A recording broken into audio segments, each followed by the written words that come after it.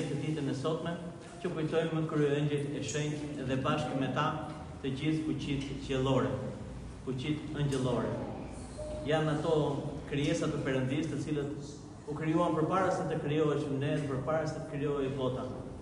Ishin këta shërbëtorët e Perëndisë, ata që lavdërojnë vazhdimisht Perëndinë dhe lavdinë e tij, siç na përshkruhet shpeshherë në shkrimin e shenjtë. Ëngjëjt rinë dhe shikojnë fytyrën e Perëndisë, do të thotë lavdinë e Perëndisë. Dhe vazhdimisht, duke parë këtë lavdi, ata mrekullohen dhe vazhdimisht vetëm e lartësojnë dhe himnizojnë emrin e Zotit dhe fuqinë dhe lavdinë e tij. Ne gjithashtu jemi ftuar, si thotë Shën Kozmai, të zëmë vendin e atyre ëngjëve që dështuan, që urrëzuan të djallit, satanait edhe ëngjëve të tjerë, të cilët krenaria i bëri të mendonin që fuqinë edhe pushtetin edhe lavdinë e kishin prej vetes së tyre, pa kuptuar që gjithçka ishte dhuratë e Perëndisë dhe lavdisë së tij. Për këtë arsye ata u errësuan dhe u dëbuan nga prania e Zotit. Dhe nuk mund shikonin më fytyrën e Perëndisë, lavdinë e tij, do të thotë. Dhe njerëzit u krijuan tamam për të qenë pranë Perëndisë. Dhe madje në shkrimin e shenjtë Apostulli Pavli na thotë që njerëzit ju është dhënë një hir më i madh edhe se ëngjëjt, pavarësisht se ëngjëjt për ne sot janë të lavdishëm, janë të fuqishëm, janë ata që shikojnë Perëndinë edhe ju na binë në ndihmë sa herë që kemi vështirësi, pavarësisht se ne sytë tanë prej mishi nuk i shohim, por ata që kanë pasur hirin e Perëndisë, kanë pasur mundësi të shikojnë edhe lavdinë e Zotit tek ëngjëjt e tij. Megjithatë, në shkrimin e shenjtë na thuhet që ne do të marrim lavdi dhe më të madhe se ëngjëjt. Madje ëngjëjt patën zili kur pan njeriu që u krijuar nga Perëndia, sepse njeriu t'i është premtuar diçka akoma dhe më e madhe. Jo vetëm që do jemi si ëngjëjt, por neve, duke qenë se Perëndia mori trup njerëzor, e lartësoi këtë natyrë njerëzore deri pranë vetes së tij. Për këtë arsye Zoti thotë në shkrimin e shenjtë në Dhjetën e Vjetër, unë thash ju jeni perëndira.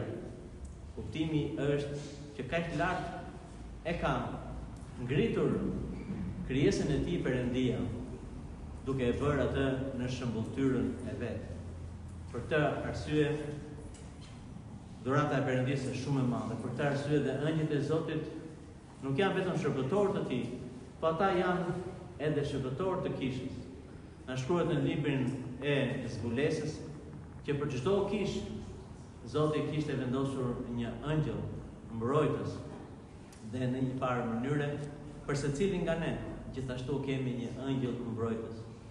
Dhe është detyra jonë edhe kujdesi ynë që të mos e trishtojmë ëngjëllin mbrojtës.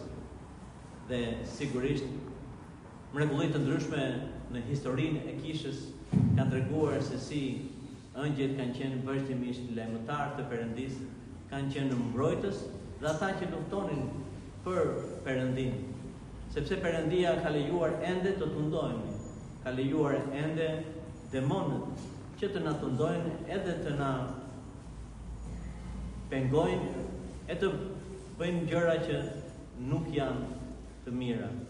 Të gjitha këto Perëndia i lejon. I lejon sepse kërkon që ne të forcojmë. Dhe duke kundërshtuar djallin dhe demonët, në një farë mënyrë ne kundërshtojmë të keqen dhe urrejmë të keqen. Në këtë mënyrë forcohemi dhe bëhemi të ngjashëm me Perëndinë. Në këtë ditë ne kujtojmë edhe kryeëngjëjt Gabriel edhe Mikail, dy kryeëngjëj që vazhdimisht në historinë e shpëtimit tonë kanë pasur një rol aktiv në shpëtimin edhe në përmbushjen e planit të Perëndisë. Siç ishte kryeëngjëlli Gabriel, ai i cili njoftoi për ardhin e shpëtimtarit, mbarsin e tij ke Virgjëresha Mari, e kështu me radhë vazhdimisht shikojmë kryeëngjëjt bashkë me ëngjëjt e tjerë që luajnë një rol të rëndësishëm në historinë e shpëtimit tonë. Për këtë arsye kisha ka vendosur që një ditë si kjo t'ia pushtojë të gjithë fuqive angjëllore dhe patjetër kujtojmë edhe këta dy kryeëngjëj që edhe një pjesë e mirë e njerëzve marrin këto emra, përveç